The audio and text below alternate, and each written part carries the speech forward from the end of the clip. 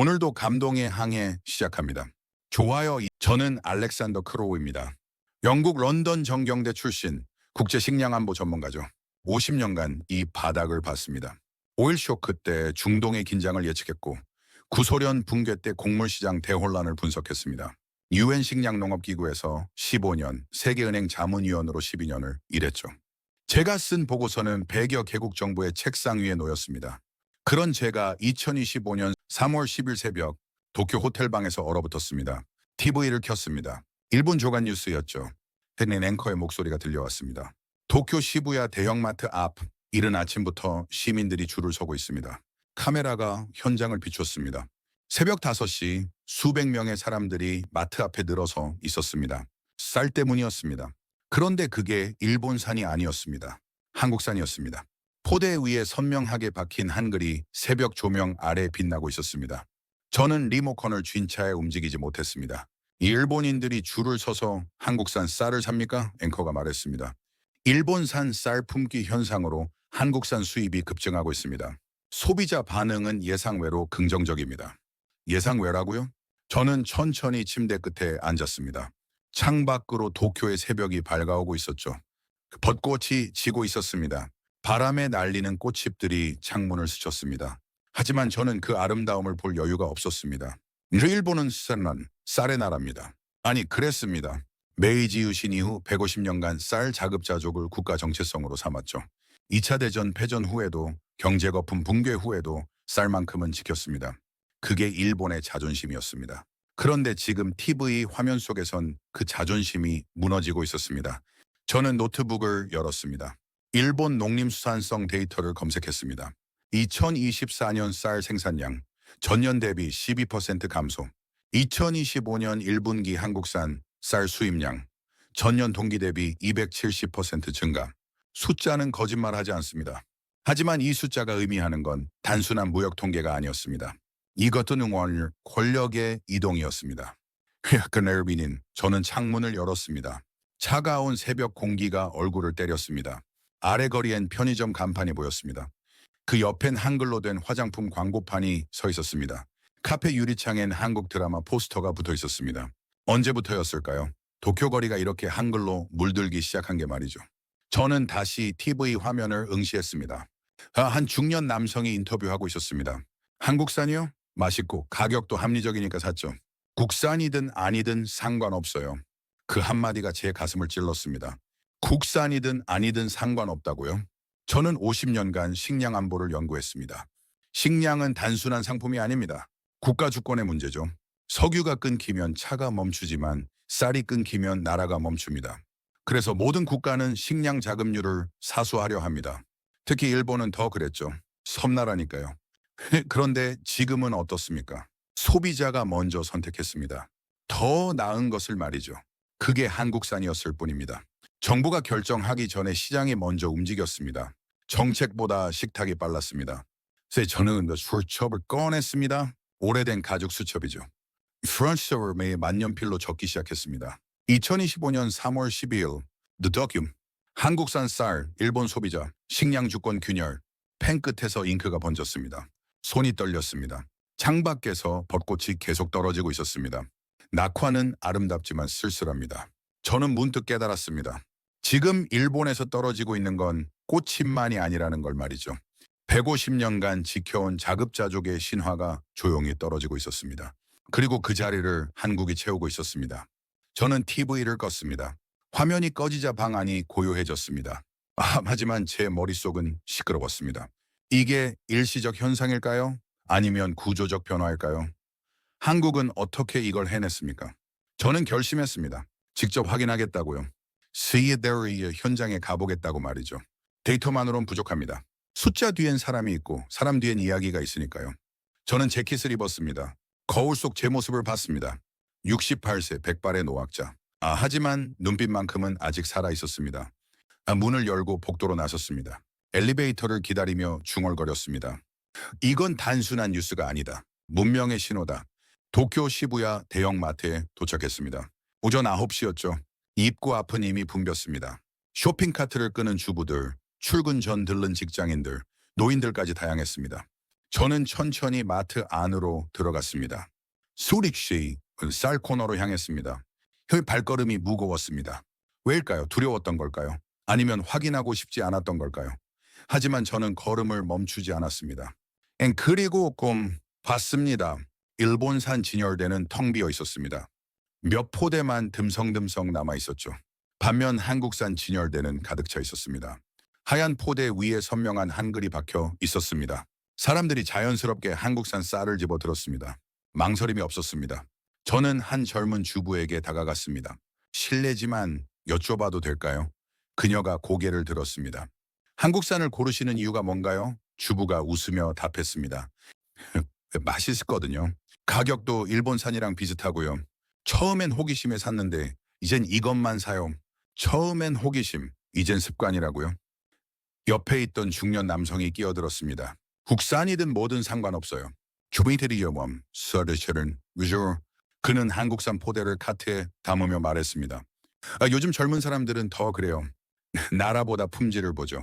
저는 그 말을 곱씹었습니다. 정체성이 아닌 실용이 지배하기 시작했다는 뜻이겠죠. 국경이 아닌 품질이 선택의 기준이 된 겁니다. 계산대 쪽으로 걸어갔습니다. 바코드 스캔 소리가 연속으로 들렸습니다. 비비비. 한국산 쌀이 계속 스캔되고 있었습니다. 계산원도 이제 익숙한 듯 능숙하게 처리했습니다. 일상이 된 겁니다. 저는 마트 밖으로 나왔습니다. 주차장에서 한 노인을 봤습니다. 트렁크에 한국산 쌀 포대를 싣고 있었죠. 저는 다가가 물었습니다. 어르신, 한국산은 언제부터 드셨어요? 노인이 고개를 돌렸습니다. 작년 가을쯤이었나?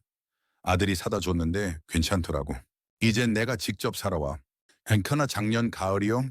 벌써 1년 가까이 됐다는 겁니까? 저는 그제야 깨달았습니다. 이건 최근 현상이 아니라는 걸 말이죠. 이미 뿌리 내리고 있었습니다. 조용히 그러나 확실하게요. 근처 편의점에 들렀습니다. 김밥이 진열대에 놓여 있었습니다. 한글 포장지였죠. 라면 코너에도 한국 브랜드가 절반을 차지했습니다. 냉장고엔 한국 음료가 즐비했습니다. 이건 쌀만의 문제가 아니었습니다. 생활 전반이 K화되고 있었습니다. 저는 편의점을 나왔습니다. 거리를 걸었습니다. 화장품 가게 쇼윈도에 한국 브랜드 광고가 붙어 있었습니다. 카페 메뉴판엔 한글 이름이 적혀 있었습니다.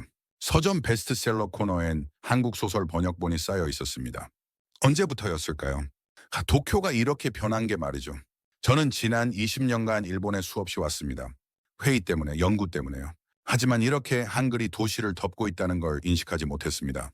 아니, 푸니셔 포지티브 나이너스연민 보고 싶지 않았는지도 모르죠. 벤치에 앉았습니다. 수첩을 꺼내 적기 시작했습니다. 식량 자급률 38%. 자존심이 아닌 생존의 선택. 소비자가 시장을 바꾼다. 정부가 아니라 개인이 역사를 쓴다. 펜을 멈췄습니다. 손이 또 떨렸습니다. 50년 경력의 분석가로서 인정하기 싫었습니다. 하지만 현실은 명확했습니다. 한국은 도쿄 안으로 들어왔습니다. 총도 없이, 조약도 없이요. 다만 품질과 진심으로 말이죠. 카시오르지 지하철을 탔습니다. 여학생들이 옆자리에 앉았습니다. 가방에 한글 스티커가 붙어 있었습니다. 한 아이가 친구에게 말했습니다. 언니, 이거 K드라마 봤어? 완전 재밌어. 친구가 웃으며 답했습니다. 포티트 나도 봤어. 오빠 진짜 멋있더라. 오빠요? 일본 여학생 입에서 한국어가 자연스럽게 나옵니까? 저는 그 광경을 멍하니 바라봤습니다. 언어는 문화의 병기입니다. 그리고 지금 한글은 도쿄의 일상 속으로 스며들고 있었습니다. 호텔로 돌아왔습니다. 방에 들어와 창문을 열었습니다. 넌 사인이 하나둘 켜지기 시작했습니다. 그중 절반은 한글이었습니다. 빨강, 파랑, 초록 불빛 속에서 한글이 반짝였습니다. 저는 낮게 중얼거렸습니다. 한국은 더 이상 수입품이 아니다. 일상이 되었다. 수첩 마지막 장에 적었습니다. 브랜드가 아니라 신뢰. 한국은 판매하지 않는다.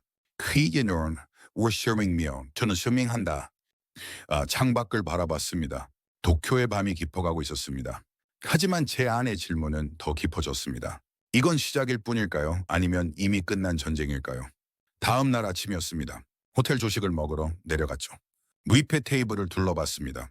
김치가 놓여 있었습니다. 고추장도 있었습니다. 한국식 미역국까지 준비되어 있었죠. 이 일본 호텔 조식 메뉴에 말이죠. 옆 테이블에 일본인 가족이 김치를 접시에 담았습니다. 아이가 물었습니다. 엄마, 이거 매워? 엄마가 웃으며 답했습니다. 조금 맛있으니까 먹어봐. 아이는 김치를 한 입 베어 물었습니다. 얼굴을 찡그렸지만 계속 먹었습니다. 저는 그 광경을 지켜봤습니다. 김치가 이제 낯선 음식이 아니라는 뜻이겠죠. 일본 아이들도 자연스럽게 먹는 음식이 된 겁니다. 식사를 마치고 거리로 나왔습니다. 오늘은 더 멀리 가보기로 했습니다. 도쿄 외곽의 재래시장이었죠. 전철을 타고 40분을 갔습니다. 시장에 도착했습니다. 오전 10시였습니다. 좁은 골목에 가게들이 빼곡했습니다. 생성하게 야채 가게, 정육점이 늘어서 있었죠. 그리고 그 사이사이에 한국 상품을 파는 가게들이 보였습니다. 스하나 한 식료품점에 들어갔습니다.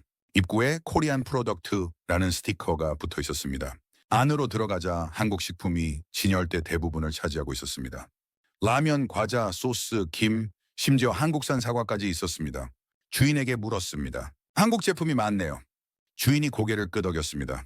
요즘엔 이게 기본이에요. 안 팔면 손님이 안 와요. 저는 놀라서 되물었습니다.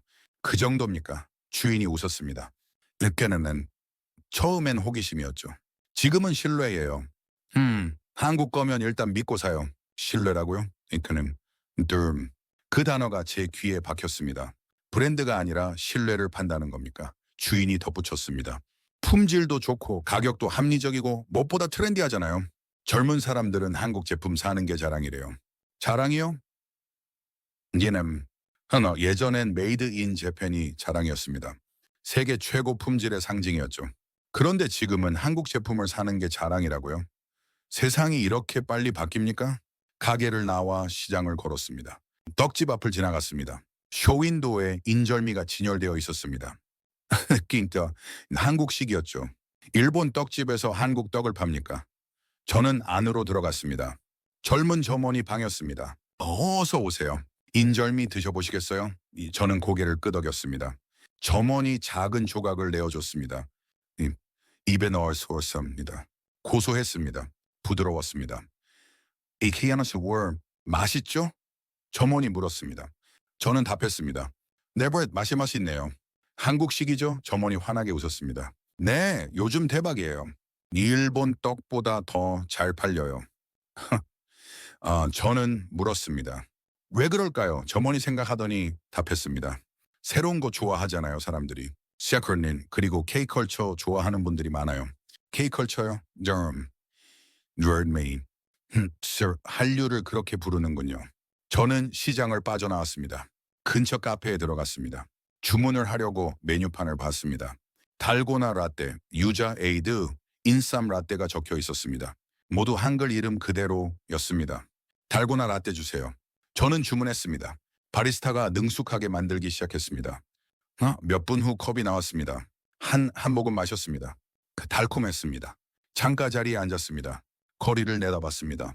사람들이 오갔습니다. 이리나스는 젊은이들이 많았죠. 한 여학생이 한국 화장품 가게로 들어갔습니다. 남학생 둘이 한국 치킨집 앞에 서서 메뉴를 보고 있었습니다. 코나미는 언어는 문화의 병기입니다. 제가 평생 믿어온 말입니다. 언어가 퍼지면 문화가 따라갑니다. 문화가 뿌리내리면 경제가 움직입니다. 그리고 경제가 바뀌면 권력이 이동합니다. 지금 도쿄에선 그 모든 일이 동시에 벌어지고 있었습니다. 저는 수첩을 꺼냈습니다. 펜을 들었습니다. 하지만 쓸 말이 떠오르지 않았습니다. 머릿속이 복잡했으니까요. 지금 제가 목격하고 있는 게 정확히 뭡니까? 단순한 한류 열풍입니까? 아니면 문명의 전환입니까?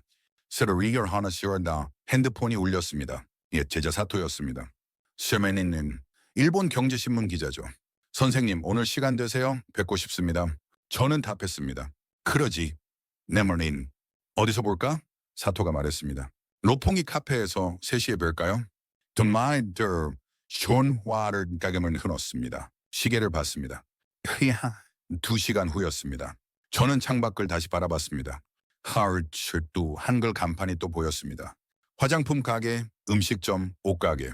도쿄 거리 곳곳에 한글이 새겨져 있었습니다. 마치 영토 표시처럼 말이죠. 아니 그게 아니라 환영 표시였습니다. 도쿄가 한국을 받아들이고 있었습니다. 저는 낮게 중얼거렸습니다. 그네는 나서 원터 한국은 침략하지 않았다. 설득했다. 카페를 나왔습니다. 거리를 걸었습니다. 지하철역으로 향했습니다. 계단을 내려가는데 광고판이 보였습니다. 한국 드라마 광고였죠. 배우의 미소가 환했습니다. 저는 걸음을 멈췄습니다. 안월드 그 미소를 바라봤습니다. 그 미소 속에 뭔가 있었습니다. 자신감이었을까요? 아니면 여유였을까요? 전철에 올랐습니다. 자리에 앉았습니다. 실상 창밖을 봤습니다. 도쿄가 빠르게 지나갔습니다. 하지만 제 머릿속은 느렸습니다. 새는 생각이 정리되지 않았으니까요. 한 가지만 확실했습니다. 이건 단순한 교류가 아니라는 것, 조용한 혁명이라는 것, 그리고 그 혁명의 한가운데 제가 서 있다는 것. 로pongi 카페에 도착했습니다. 3시 정각이었죠. 사토가 이미 와 있었습니다. 창가 자리에 앉아 노트북을 보고 있었습니다. 저는 다가가 앉았습니다.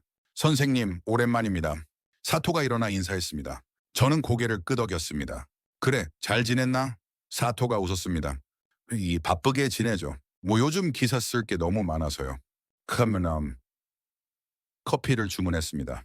사토가 먼저 입을 열었습니다. 선생님, 요즘 도쿄 어떻게 보세요? 저는 잠시 생각했습니다. 뭐라고 답해야 할까요? 혼란스럽다고요? 놀랍다고요? 복잡하네. 저는 솔직하게 답했습니다. 사토가 고개를 끄덕였습니다. 그렇지, 저도 그래요. 기자로서 현상은 보이는데 의미를 해석하기가 어렵거든요. 커피가 나왔습니다. 한 모금 마셨습니다. 쓰고 뜨거웠습니다. 사토가 노트북을 돌려 보여줬습니다. 이거 보세요. 작년 한국산 쌀 수입 통계입니다. 그래프가 화면에 떠 있었습니다. 가파른 상승 곡선이었죠. 세빌리아는 3월부터 급증했어요. 사토가 설명했습니다. 그리고 여름엔 폭발했죠. 가을엔 안정화됐고요. 지금은 플래토 상태입니다. 저는 그래프를 자세히 봤습니다. 안정화라는 게 뭔가? 사토가 답했습니다. 이제 기본이 됐다는 뜻이죠. 특별한 게 아니라 일상이 된 겁니다. 일상이요? 1년 만에 일상이 된다는 게 가능합니까? 저는 고개를 저었습니다. 너무 빨라. 네. 드라신 셔남. 이건 정상적인 시장 변화가 아니야. 사토가 몸을 앞으로 기울였습니다. 그게 제가 드리고 싶은 말씀이에요. 이건 단순한 무역이 아닙니다. 그럼 뭔가? 제가 물었습니다. 사토가 잠시 망설이더니 말했습니다. 신뢰의 이동이에요. 신뢰의 이동이라고요. 저는 미간을 찌푸렸습니다. 신뢰, 시장은 감정이 아니라 수치로 움직이네. 사토가 고개를 저었습니다. 선생님, 그 수치를 만든 건 누구입니까? 사람입니다. 그리고 사람은 감정으로 선택합니다. 저는 반박하려고 했습니다. 하지만 말이 나오지 않았습니다. 왜일까요? 틀린 말이 아니었으니까요. 50년간 저는 데이터를 믿었습니다. 퀸터널턴 그래프를 믿었습니다. 하지만 그 데이터 뒤엔 사람이 있었습니다. 선택하는 사람, 느끼는 사람, 신뢰하는 사람이요. 사토가 계속 말했습니다. 일본 소비자들이 한국산을 선택하는 이유가 뭘까요? 품질, 가격, 맞습니다. 하지만 그것만은 아니에요. 그들은 한국을 신뢰하기 시작했어요. 한국이 만든 것이면 괜찮을 거라고 믿는 거죠. 언제부터? 제가 물었습니다. 사토가 생각했습니다. 정확히는 모르겠어요. 하지만 10년 전부터 조금씩이었던 것 같아요. K-팝, K-드라마, K-뷰티. 그게 쌓이고 쌓여서 지금의 신뢰가 된 거죠. 10년이요? 10년간 쌓인 신뢰라고요. 저는 창밖을 봤습니다. 거리를 사람들이 오갔습니다. 그들 중 몇 명이나 한국을 신뢰할까요? 아니, 이미 대부분이 신뢰하고 있는 게 아닐까요? 저는 사토를 다시 봤습니다. 자네는 어떤가? 한국을 신뢰하나? 사토가 잠시 망설였습니다. 그러더니 고개를 끄덕였습니다. 내려는 레이트너스셔너에 한 메리. 제 아내도 그렇고 제 딸도 그래요. 한국 제품 쓰는 게 자연스러워요. 자연스럽다고요? 그 말이 제일 무서웠습니다. 의식하지 않는다는 뜻이니까요. 특별하지 않다는 뜻이니까요. 당연하다는 뜻이니까요. 저는 커피잔을 내려놨습니다. 자네 말이 맞을지도 모르겠네요. 사토가 놀란 표정을 지었습니다. 정말요? 저는 쓴웃음을 지었습니다. 인정하기 싫지만 말이야. 숫자만 보면 안 되더군. 사람을 봐야 해. 사토가 환하게 웃었습니다. 선생님이 그렇게 말씀하시다니 놀랍네요. 저는 한숨을 쉬었습니다. 나도 놀라워. 50년 믿어온 게 흔들리고 있으니까. 잠시 침묵이 흘렀습니다. 카페 안에 잔잔한 음악이 흘렀습니다. K-팝이었습니다. 저는 귀를 기울였습니다. 경쾌한 멜로디였죠. 주변 손님들은 아무렇지 않게 대화를 나눴습니다. 그 음악이 배경이 된 채로요. 저 해음악도 그래요. 사토가 말했습니다. 마치 디지털 메로웨지 선원. 도쿄 어디서나 들리죠. 카페에서, 마트에서, 지하철에서 일본 음악처럼 자연스러워요. 저는 고개를 끄덕였습니다. 그만 맞는 말이었습니다. 한국은 이미 도쿄의 일부가 됐습니다. Ever stray where she miss mom and 이르다 보였삼스. 손님이 아니라 가족이었습니다. 사토가 자리에서 일어났습니다. 선생님, 저 이만 가봐야 해요. 오후에 인터뷰가 있어서요. 저는 손을 흔들었습니다. 그래, 수고해. 사토가 가방을 메고 나갔습니다. 혼자 남았습니다. 저는 창밖을 봤습니다. 해가 기울고 있었습니다. 오후 4시쯤 됐을까요? 거리에 그림자가 길게 드리워졌습니다. 저는 수첩을 꺼냈습니다. 펜을 들었습니다. 한참을 멍하니 있다가 적기 시작했습니다. 신뢰의 이동, 감정이 데이터를 만든다. 사람이 시장을 바꾼다. 나는 평생 숫자를 믿었다. 하지만 오늘 사람을 봐야 한다는 걸 배웠다. 펜을 멈췄습니다. 손이 또 떨렸습니다. 인정하기 싫었습니다. 근데 분석 체계가 틀렸다는 걸요. 하지만 현실은 명확했습니다. 세상은 제가 생각한 것보다 빨리 변하고 있었습니다. 그리고 그 변화의 중심엔 한국이 있었습니다. 카페를 나왔습니다. 거리를 걸었습니다. 석양이 건물 사이로 쏟아졌습니다. 아름다웠습니다. 하지만 저는 그 아름다움을 즐길 수 없었습니다. 엔처는 머릿속이 복잡했으니까요. 이틀 후였습니다.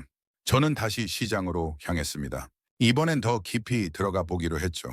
도쿄 북부의 오래된 재래시장이었습니다. 전철을 2번 갈아타고 1시간을 갔습니다. 시장은 좁고 복잡했습니다. 50년은 좋게 된 건물들이 줄지어 서 있었죠. 할머니들이 좌판을 펼치고 채소를 팔고 있었습니다. 전통이 살아있는 곳이었습니다. 하지만 그 전통 사이에도 한국이 있었습니다. 쌀가게에 들어갔습니다. 70대로 보이는 주인이 계산대에 앉아 있었습니다. 어서 오세요. 미니마이 인산, 에스터미. 저는 둘러봤습니다. 한국산 쌀이 가게 입구 가장 눈에 띄는 곳에 쌓여 있었습니다. 한국산이 잘 팔리나 봅니다. 제가 말했습니다. 주인이 웃었습니다. 이젠 이게 기본이에요. 안 팔면 손님이 실망해요. 시르르 바이킹. 저는 놀라서 물었습니다. 실망한다고요? 주인이 고개를 끄덕였습니다. 네, 요즘 사람들은 한국산 찾아요. 특히 젊은 사람들은 더 그래요. 왜 그럴까요? 제가 물었습니다. 주인이 잠시 생각하더니 답했습니다. 처음엔 호기심이었죠. K-드라마 보고 K-팝 듣고 그러다 보니까 한국 음식도 먹어보고 싶어진 거예요. 그래서 한국산 쌀도 사보고요. 주인이 계속 명쾌만 했습니다. 근데 먹어보니까 좋더래요. 맛도 좋고 품질도 좋고. 그래서 계속 사는 거죠. 이젠 신뢰해요. 한국 거면 믿고 사요. 또 신뢰라는 단어였습니다. 언제부터 이렇게 됐습니까? 제가 물었습니다. 주인이 천장을 보며 생각했습니다. 한 2년 전부터였나? 처음엔 몇 포대만 들여놨어요. 팔릴지 안 팔릴지 몰라서요. 근데 금방 동났어요. 데리 원어셔. 그래서 더 들여놨죠. 지금은 일본산보다 한국산이 더 많아요. 카미년이요? 그때 키네요메니요마스. 벌써 2년째라고요? 저는 그제야 깨달았습니다. 제가 너무 늦게 알아챈 거였습니다. 이 변화는 이미 오래전부터 시작됐던 겁니다. 가게를 나왔습니다. 옆에 김치 가게가 있었습니다. 간판에 한글과 일본어가 함께 적혀 있었죠. 안으로 들어갔습니다. 냉장고에 김치가 빼곡했습니다. 배추김치, 깍두기, 오이소박이까지 다양했습니다. 중년 여성 점원이 다가왔습니다. 시식해 보시겠어요? 저는 고개를 끄덕였습니다. 점원이 배추김치 한 조각을 접시에 담아줬습니다. 먹어봤습니다. 매콤하고 아삭했습니다. 맛있죠? 점원이 물었습니다. 저는 답했습니다. 네, 정통이네요. 점원이 자랑스럽게 말했습니다. 한국에서 직접 담가서 공수해와요. 일주일에 2번 들어오죠. 신선도가 생명이거든요. 잘 팔립니까? 제가 물었습니다. 점원이 환하게 웃었습니다. 대박이에요. 내리요. 오전에 들어온 게 저녁이면 다 팔려요. 주말엔 더 빨리 통나요. 저는 놀라서 되물었습니다. 그 정도입니까? 점원이 고개를 끄덕였습니다. 네라 이젠 일본 음식이나 마찬가지예요. 가정마다 냉장고에 김치 하나씩은 있어요. 가정마다요? 일본 가정 냉장고에 김치가 기본으로 들어간다고요? 저는 말문이 막혔습니다. 가게를 나와 시장을 더 걸었습니다. 떡볶이 가게가 보였습니다. 줄이 길게 서 있었죠. 대부분 젊은 사람들이었습니다. 저는 줄 끝에 섰습니다. 10분쯤 기다렸을까요? 제 차례가 왔습니다. 앵커님, 떡볶이를 주문했습니다. 컵에 담아줬습니다. 한 입 먹었습니다. 달콤하고 매웠습니다. 시아키 시원히 넌치 쫄깃했습니다. 옆에선 여학생 둘이 대화하고 있었습니다. 언니 이거 진짜 맛있다. 한국 가면 더 맛있을까? 친구가 답했습니다. 당연하지. 나 작년에 서울 갔을 때 먹었는데 완전 다른 레벨이야. 서울에 갔다고요? 한국 음식 때문에 서울까지 간 겁니까? 저는 그 대화를 듣고 있었습니다. 여학생들은 계속 떠들었습니다. 나도 올해 꼭 가고 싶어. 명동 가서 쇼핑하고 강남 가서 케이팝 숍 가고. 좋겠다. 더머먼 인시어 인앤더시처럼 나도 데려가줘. 떡볶이를 다 먹고 근처 편의점에 들렀습니다. 음료 코너를 봤습니다. 한국 음료가 절반을 차지했습니다. 바나나 우유, 식혜, 수정과까지 있었습니다. 한 아이가 엄마 손을 잡고 들어왔습니다. 엄마 바나나 우유 사줘. 엄마가 냉장고를 열고 꺼냈습니다. 또 이거야? 어제도 마셨잖아. 아이가 졸랐습니다. 맛있잖아. 이너님인 제일 좋아하는 건데. 그멜나스 씨 제일 좋아하는 음료라고요? 일본 아이가 한국 바나나 우유를 제일 좋아한다고요? 저는 그 광경을 멍하니 지켜봤습니다. 편의점을 나왔습니다. 해가 지고 있었습니다. 하늘이 붉게 물들었습니다. 근데 키어린 저는 벤치에 앉았습니다. 수첩을 꺼냈습니다. 적기 시작했습니다. 한국은 팔지 않는다. 보여준다. 강요하지 않는다. 선택받는다. 이건 상업이 아니라 문화다. 그리고 문화는 마음을 점령한다. 펜을 멈췄습니다. 저는 하늘을 올려다봤습니다. 구름이 천천히 흘러갔습니다. 바람이 불었습니다. 시원. 차가웠습니다. 저는 이제 알았습니다. 한국이 이긴 게 아니라는 걸요. 했던 내니 일본이 진 게 아니라는 걸요. 이건 승부가 아니라 선택이었습니다. 소비자의 선택, 시장의 선택, 시대의 선택이었습니다. 그리고 그 선택은 한국을 향하고 있었습니다. 저는 자리에서 일어났습니다. 시너리어비샤 전철역으로 걸어갔습니다. 계단을 내려가는데 포스터가 보였습니다. 한국관광청 광고였습니다. 당신의 일상이 특별해집니다. 한국에서 저는 그 문구를 읽었습니다. 당신의 일상이 특별해진다고요? 맞는 말이었습니다. 한국은 도쿄 사람들의 일상을 특별하게 만들고 있었습니다. 전철에 올랐습니다. 자리에 앉았습니다. 창밖을 봤습니다. 어둠이 내렸습니다. 넌 사인이 하나둘 켜졌습니다. 한글 간판이 빛났습니다. 저는 낮게 중얼거렸습니다. 헤이씨, 한국은 증명했다. 진심으로, 품질로, 그리고 시간으로. 흐르인 6장 호텔로 돌아왔습니다. 저녁 8시였죠. 방에 들어와 TV를 켰습니다. 뉴스 시간이었습니다. 그 앵커가 심각한 표정으로 말하고 있었습니다. 오늘 일본 정부가 한국산 쌀 공식 수입 확대를 검토한다고 밝혔습니다. 저는 리모컨을 쥔 채 멈췄습니다. 공식 수입 확대라고요? 화면이 바뀌었습니다. 농림수산성 장관이 기자회견을 하고 있었습니다. 국민 65%가 한국산 쌀 수입 확대에 찬성했습니다. 정부는 이를 반영해 공식 협의에 들어갈 것입니다. 65%요? 국민 과반이 넘게 찬성한다는 겁니까? 저는 천천히 침대 끝에 앉았습니다. 손이 떨렸습니다. 이건 예상보다 훨씬 빠른 전개였습니다. 화면 속 기자가 질문했습니다. 식량 자급의 상징이던 쌀을 수입한다는 건 국가 정체성 포기 아닙니까? 장관이 답했습니다. 시대가 변했습니다. 국민이 원하는 걸 정부가 막을 수는 없습니다. 국민이 원한다고요? 정책이 따라온 겁니다. 시장이 먼저였고 이제 정부가 뒤따르고 있었습니다. 저는 한숨을 쉬었습니다. 50년 경력의 분석가로서 이 상황을 어떻게 해석해야 할까요? 뉴스가 계속 흘렀습니다. 거리 인터뷰가 나왔습니다. 중년 남성이 말했습니다. 좋은 거 먹는데 무슨 문제가 있어요? 국산이든 뭐든 품질 좋으면 되죠. 이제 젊은 여성이 말했습니다. 술 한국산 맛있잖아요. 저희 집은 작년부터 계속 사 먹어요. 저는 TV를 껐습니다. 화면이 꺼지자방 조용해졌습니다. 하지만 제 머릿속은 시끄러웠습니다. 이처럼 수첩을 펼쳤습니다. 지난 일주일간 적은 메모들을 읽었습니다. 한국산 쌀 급증, 신뢰의 이동, 문화의 침투, 소비자 선택, 모든 단어가 한 방향을 가리키고 있었습니다. 한국의 부상이었습니다. 스르르는 창문을 열었습니다. 뒤는 찬 바람이 들어왔습니다. 도쿄의 야경이 펼쳐졌습니다. 수많은 불빛이 반짝였습니다. 그 사이사이에 한글 간판이 섞여 있었습니다. 이젠 자연스러웠습니다. 낯설지 않았습니다. 인터넷 온 핸드폰이 울렸습니다. 손녀 미사키였습니다. 할아버지, 지금 뭐 해요? 저는 답했습니다. 창밖 보고 있어. 미사키가 웃으며 말했습니다. 드라마 보고 있어요. 위너들 한국 거요. 또 한국이었습니다. 재밌나? 제가 물었습니다. 미사키가 신이 나서 말했습니다. 완전 재밌어요. 할아버지도 같이 봐요. 진짜 좋은데? 저는 웃었습니다. 그래, 나중에 같이 보자. 미사키가 말했습니다. 아, 그리고 할아버지, 이 말 알아요. 사랑해래요. 사랑해요? 그 한국말이야? 제가 물었습니다. 미사키가 답했습니다. 네, 드라마에서 맨날 나와요. 저도 친구한테 써요. 여튼 사랑해 이렇게요. 미사키가 웃었습니다. 밝은 웃음이었습니다.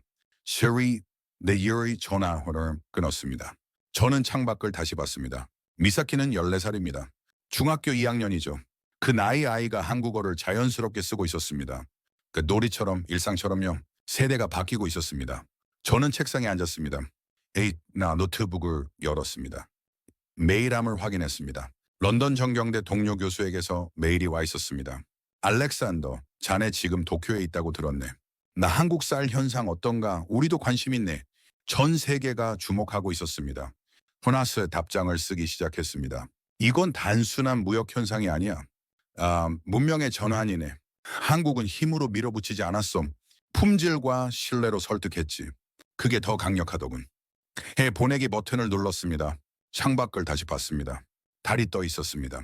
흘럼 밝았습니다. 문득 과거가 떠올랐습니다. 40년 전 일본을 처음 왔을 때였습니다. 그때 일본은 세계 최강이었습니다. 메이더인 재팬이 품질의 상징이었죠.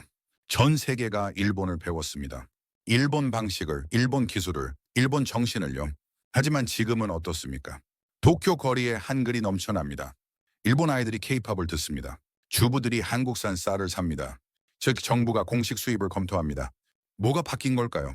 저는 오래 생각했습니다. 그리고 깨달았습니다. 바뀐 건 일본이 약해진 게 아니라 한국이 강해진 겁니다. 그리고 그 강함은 무력이 아니었습니다. 문화였고 품질이었고 진심이었습니다. 수첩을 꺼냈습니다. 마지막 페이지를 펼쳤습니다. 펜을 들었습니다. 적기 시작했습니다. 2025년 3월 도쿄. 나는 만큼 목격했다. 한 문명이 다른 문명을 설득하는 순간을 총성도 없었고 조약도 없었다. 다만 밥이 있었고 노래가 있었고 미소가 있었다. 펜을 멈췄습니다. 나는 눈물이 핑 돌았습니다. 왜일까요? 감동이었을까요? 아니면 두려움이었을까요? 잘 모르겠습니다. 하지만 한 가지는 확실했습니다. 저는 지금 역사의 전환점에 서 있다는 것. 셔널 스원 그리고 그 역사를 기록해야 한다는 것. 크린 창밖에서 바람이 불었습니다. 커튼이 흔들렸습니다. 저는 일어나 창문을 닫았습니다. 방 안이 고요해졌습니다. 셔리 침대에 누웠습니다. 천장을 바라봤습니다. 미사키의 목소리가 귓가에 맴돌았습니다. 사랑해요. 흔히한 아이트로매친 그 한마디가 모든 걸 말해주고 있었습니다. 정치가 실패한 곳에서 세대가 답을 내고 있었습니다. 증오가 아닌 사랑으로, 분열이 아닌 연결로요. 저는 눈을 감았습니다. 내일은 뭘 볼까요? 어떤 변화를 또 목격하게 될까요? 모르겠습니다. 내내로 왔음. 하지만 한 가지는 압니다. 이 변화는 멈추지 않을 거라는 것. 그리고 한국은 계속 전진할 거라는 것. 조용히 그러나 확실하게요. 커미턴 7장 일주일 후였습니다. 도쿄 국제포럼 앞에 섰습니다. 거대한 유리 건물이 아침 햇살을 받아 빛나고 있었죠. 오늘은 아시아 식량안보 국제회의가 열리는 날이었습니다. 초청장을 받았을 땐 거절하려 했습니다. 피곤했으니까요. 혼란스러웠으니까요. 하지만 주제를 보고 마음을 바꿨습니다. 변화하는 동아시아 식량 지형도였습니다. 저는 안으로 들어갔습니다. 회의장은 붐볐습니다. 각국 대표단, 학자들, 기자들로 가득했죠. 저는 등록을 마치고 대회의실로 향했습니다. 1000명은 앉을 수 있는 큰 홀이었습니다. 무대 위 스크린에 오늘의 발표 주제들이 떠올랐습니다. 일본의 쌀 수입 정책 변화, 한국 농업의 국제 경쟁력, 동아시아 식량 협력 방안, 모든 주제가 한국과 연결되어 있었습니다. 자리에 앉았습니다. 큰 전방 오른쪽이었죠. 메론보드 스티커처럼 잘 보이는 곳이었습니다. 옆에 일본 농림수산성 관계자가 앉았습니다. 긴장한 표정이었습니다. 개회식이 시작됐습니다. 사회자가 나왔습니다. 그냥 오늘 특별 발표자를 소개하겠습니다.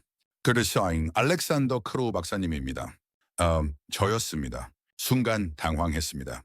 특별 발표라고요? 저는 그냥 참석만 하기로 했는데요. 하지만 사회자는 계속 말했습니다. 박사님은 50년간 국제 식량 안보를 연구하신 세계적 권위자십니다. 오늘 도쿄에서 목격하신 변화에 대해 말씀해 주실 겁니다. 제 이름이 스크린에 떠올랐습니다. 박수가 터졌습니다. 그러나 저는 천천히 일어났습니다. 무대로 걸어갔습니다. 마이크 아스너 앞에 섰습니다. 1000개의 시선이 저를 향했습니다. 저는 심호흡을 했습니다. 그리고 입을 열었습니다. 여러분, 저는 지난 2주일간 도쿄 곳곳을 다녔습니다. 마트에도 가고, 시장에도 가고, 식당에도 갔습니다. 그리고 목격했습니다. 조용한 혁명을요. 스크린이 바뀌었습니다. 한국산 쌀 수입 통계가 떠올랐습니다. 가파른 상승 곡선이었죠. 2025년 1분기 한국산 쌀은 일본 시장 점유율 48%를 기록했습니다. 일본 소비자 만족도는 91%입니다. 불만율은 0.7%에 불과합니다. 홀이 조용해졌습니다. 모두가 숫자를 응시하고 있었습니다. 저는 계속 말했습니다. 그 0.7%는 중요하지 않습니다. 하지만 나머지 99.3%는 중요합니다. 그들이 미래입니다. 일본 대표 단석에서 웅성거림이 들렸습니다. 저는 그쪽을 봤습니다. 슈니키를 그리고 천천히 말했습니다. 어떤 분은 이렇게 물으실 겁니다. 이게 일시적 현상 아니냐고요. 감정적 소비일 뿐이라고요. 잠시 멈췄습니다. 호를 둘러봐서 왔습니다. 모두가 제 다음 말을 기다리고 있었습니다. 그렇다면 묻겠습니다. 왜 그 감정은 3년째 식탁 위에서 식지 않았을까요? 정적이 흘렀습니다. 저는 다음 슬라이드를 넘겼습니다. 일본 거리 사진들이 나타났습니다. 한글 간판, 한국 화장품 가게, K-팝 포스터들이었죠. 한국은 쌀만 수출한 게 아닙니다. 가치를 수출했습니다. 신뢰를 수출했습니다. 홀 뒤쪽에서 한 기자가 손을 들었습니다. 사회자가 마이크를 건넸습니다. 박사님, 일본의 식량 주권은 어떻게 됩니까? 날카로운 질문이었습니다. 저는 잠시 생각했습니다. 그리고 답했습니다. 식량 주권은 중요합니다. 하지만 더 중요한 건 국민의 선택입니다. 정부가 국민을 위해 존재하는 겁니까? 아니면 국민이 정부를 위해 존재하는 겁니까? 기자가 다시 물었습니다. 그럼 자급자족은 포기해야 한다는 말씀입니까? 저는 고개를 저었습니다. 아닙니다.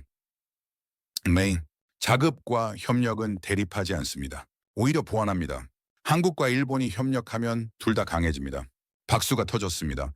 작은 박수였지만 퍼져나갔습니다. 저는 마지막 슬라이드를 띄웠습니다. 한 문장만 적혀 있었습니다. 설득은 언제나 강제를 이긴다. 목소리를 높였습니다. 그는 한국은 싸우지 않았습니다. 대신 증명했습니다. 품질로, 진심으로, 시간으로요. 그게 한국이 세계를 바꾸는 방식입니다. 홀 전체에서 박수가 터져 나왔습니다. 우르르 소리가 났습니다. 일부는 일어서서 박수 쳤습니다. 일본 대표단도 박수를 쳤습니다. 하지만 분명히요. 저는 마이크 앞에서 물러났습니다. 무대를 내려왔습니다. 다리가 후들거렸습니다. 긴장이 풀렸나 봅니다. 자리로 돌아왔습니다. 옆자리 관계자가 말했습니다. 훌륭한 발표였습니다. 슈라는 마음. 저는 고개를 숙였습니다. 휴식 시간이 되었습니다. 저는 복도로 나왔습니다. 커피를 마시며 창밖을 봤습니다. 도쿄 거리가 내려다 보였습니다. 평범한 오후였습니다. 사람들이 오갔습니다. 저는 차가 다녔습니다. 하지만 저는 알았습니다. 저 평범함 속에서 역사가 쓰이고 있다는 것을요. 한 한국 기자가 다가왔습니다. 박사님, 인터뷰 가능하십니까? 저는 고개를 끄덕였습니다. 물론이죠. 기자가 녹음기를 켰습니다. 그때 오늘 발표 인상 깊었습니다. 그는 한국에 대해 어떻게 생각하십니까? 저는 잠시 망설였습니다. 그리고 솔직하게 답했습니다. 존경합니다. 기자가 놀란 표정을 지었습니다. 존경이요? 저는 고개를 끄덕였습니다. 네. 한국은 세계에게 새로운 방법을 가르쳐 줬습니다. 힘이 아니라 설득으로, 전쟁이 아니라 신뢰로 이기는 법을요. 기자가 다시 물었습니다. 일본은 어떻게 될까요? 저는 창밖을 봤습니다. 일본은 배울 겁니다. 변화를 받아들일 겁니다. 그게 살아남는 길이니까요. 인터뷰가 끝났습니다. 기자가 인사하고 떠났습니다. 저는 혼자 남았습니다. 커피를 다 마셨습니다. 컵을 버리고 회의장으로 돌아갔습니다. 오후 세션이 시작되고 있었습니다. 하지만 제 머릿속은 이미 다음 생각으로 넘어가 있었습니다. 시야, 이야기를 어떻게 기록해야 할까요? 누구에게 전해야 할까요? 그리고 이 변화가 세계에 어떤 의미를 가질까요? 질문들이 꼬리를 물었습니다.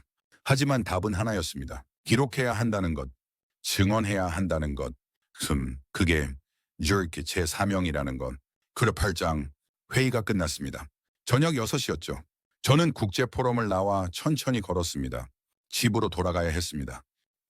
런던으로요. 하지만 발걸음이 무거웠습니다. 아직 도쿄를 떠나고 싶지 않았습니다. 전철을 탔습니다. 시부야 행이었습니다. 마지막으로 한 번 더 보고 싶었습니다. 한나인 티늘 벼트밤 하우나 현장을요. 시부야역에 내렸습니다. 스크램블 교차로로 향했습니다. 신호가 바뀌었습니다. 수백 명이 동시에 걸어갔습니다. 저도 그 속에 섞였습니다. 시부야는 주변을 둘러봤습니다. 대형 정황판에 한국 화장품 광고가 떠 있었습니다. 건물 외벽엔 K-팝 그룹 포스터가 붙어 있었습니다. 한글 간판이 곳곳에 빛나고 있었습니다. 이젠 자연스러웠습니다. 카페에 들어갔습니다. 조용한 곳이었죠. 쿠네이데스텝이 구석자리에 앉았습니다. 캘리포니아는 아메리카노를 주문했습니다. 창밖을 바라봤습니다. 해가 지고 있었습니다. 주황빛 하늘이 건물 사이로 보였습니다. 아름다웠습니다. 평화로웠습니다. 히프티나 샤 핸드폰을 꺼냈습니다. 미사키에게 전화를 걸었습니다. 몇 번의 신호음 후 받았습니다. 할아버지 밝은 목소리였습니다. 저는 미소 지었습니다. 미사키 뭐하니? 미사키가 답했습니다. 숙제하고 있어요. 할아버지는요? 카페에 됐어. 내일 런던 가거든. 그 전에 너랑 통화하고 싶었어. 미사키가 말했습니다. 벌써요? 아쉬워요. 더 있다 가면 안 돼요? 저는 웃었습니다. 할아버지도 일이 있어. 근데 미사키 할아버지한테 뭐 물어볼 거 없어? 미사키가 잠시 생각하더니 물었습니다. 할아버지 한국 좋아해요? 예상치 못한 질문이었습니다. 저는 잠시 망설였습니다. 네, 그리고 솔직하게 답했습니다. 그래, 좋아해. 할아버지가 이번에 많이 배웠거든. 미사키가 물었습니다. 뭘 배웠어요? 저는 창밖을 보며 답했습니다. 진심은 거짓말을 못한다는 거. 그리고 좋은 건 국경을 넘는다는 거. 미사키가 웃었습니다. 할아버지 멋있어요. 저는 웃음이 났습니다. 그래? 고마워. 나 미사키 할아버지 질문 하나 할게. 너 커서 뭐 되고 싶어? 미사키가 답했습니다. 저요? 한국어 선생님이요. 일본 사람들한테 한국어 가르쳐주고 싶어요. 한국어 선생님이라고요? 저는 가슴이 뭉클했습니다. 제이테치 저son 그 꿈이네. 꼭 이루렴. 미사키가 답했습니다. 네, 할아버지 사랑해요. 전화화가 끊겼습니다. 저는 핸드폰을 내려놓았습니다. 그나셜 디메뜬 눈시울이 뜨거웠습니다. 사랑한다고요. 일본 아이가 한국어로 사랑한다고 말하는 세상입니다. 하면에 커피를 마셨습니다. 식어 있었지만 괜찮았습니다. 수첩을 꺼냈습니다. 마지막 페이지를 펼쳤습니다. 펜을 들었습니다. 적기 시작했습니다. 2025년 3월 도쿄에서의 마지막 밤. 나는 오늘 깨달았다. 혁명은 총성이 아니라 숟가락 소리로 시작된다는 것을. 한국은 세계를 정복하지 않았다. 세계를 감동시켰다. 펜을 멈췄습니다. 그리고 다시 적었습니다. 쌀 한 포대가 문명을 바꿨다. 노래 한 곡이 세대를 연결했다. 미소 하나가 마음을 녹였다. 이게 한국이 세상을 바꾼 방식이었다. 카페를 나왔습니다. 코레나리 브라니스 안코네리기 거리를 걸었습니다. 넌사인이 하나둘 켜지고 있었습니다. 도쿄의 밤이 시작되고 있었죠. 편의점에 들렀습니다. 예서나뜸 슬슬 물을 사려고요. 앵금은 냉장고를 열었습니다. 한국 음료가 가득했습니다. 바나나 우유를 집었습니다. 계산하고 나왔습니다. 뚜껑을 열고 한 모금 마셨습니다. 달콤했습니다. 부드러웠습니다. 오랜 시를 왁하는 너희 시월이 많은 같았습니다. 컨트롤로 모함 호텔로 돌아갔습니다. 방에 들어와 짐을 챙기기 시작했습니다. 내일 새벽 비행기였으니까요. 옷을 개고 책을 넣고 수첩을 챙겼습니다. 모든 준비가 끝났습니다. 창문을 열었습니다. 마지막으로 도쿄를 보고 싶었습니다. 밤하늘이 보였습니다. 또한 별은 보이지 않았습니다. 도시의 불빛이 너무 밝았으니까요. 하메시오넘 캐나다의 피자맨경맨처럼 썰입니다. 그 불빛 속에 한국이 있었으니까요. 저는 낮게 중얼거렸습니다. 고맙다 한국아. 네가 세상에 보여준 것들을. 침대에 앉았습니다. 아리지마 소르시드 셔츠 점을 그냥 펼쳤습니다. 빈 페이지가 하나 남아 있었습니다. 거기에 적었습니다. 사니드와는 무시카노와 비노는 와르를 보았다. 정부가 아니고 국민이 만든 혁명, 총성도 피도 없었다. 다만 진심과 품질 그리고 인간의 선택이 있었다. 나는 이제 안다. 국경은 지도로 나뉘지만 마음은 밥으로 연결된다. 그게 한국이 세상을 바꾼 방식이었다. 한국은 외치지 않았다. 또 다만 보여줬다. 설득은 언제나 승리를 이긴다. 진심은 언제나 전략보다 오래간다. 마지막 문장을 적었습니다. 이건 끝이 아니다. 시작이다. 수첩을 덮었습니다. 펜을 내려놓았습니다. 불을 껐습니다. 네, 실식 침대에 누웠습니다. 어둠 속에서 생각했습니다. 내일 런던에 도착하면 뭘 해야 할까요? 보고서를 써야 할까요? 논문을 발표해야 할까요? 아니면 책을 써야 할까요?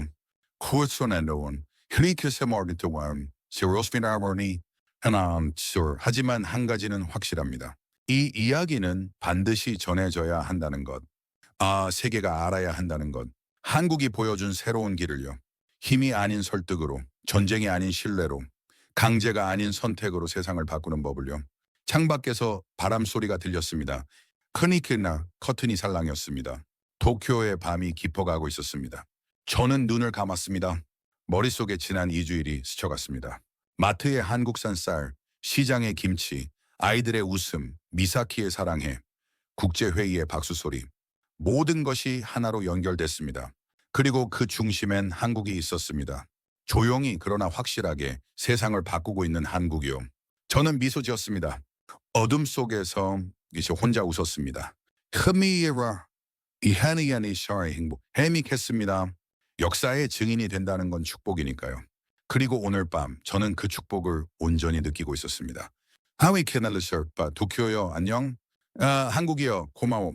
세상이요 준비하라. 새로운 시대가 시작됐다. 밥 한 그릇으로 노래 한 곡으로 진심 하나로 말이다.